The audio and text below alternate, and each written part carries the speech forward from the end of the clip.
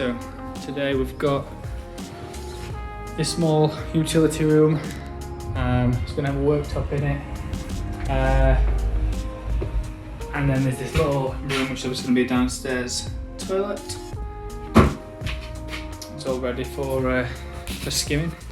The last room, and there's the garage ceiling as well. This ceiling, which is the last room on this whole project, which I've been on for about 2 weeks. And due to the plague, we're a bit behind, but I'll get it finished today.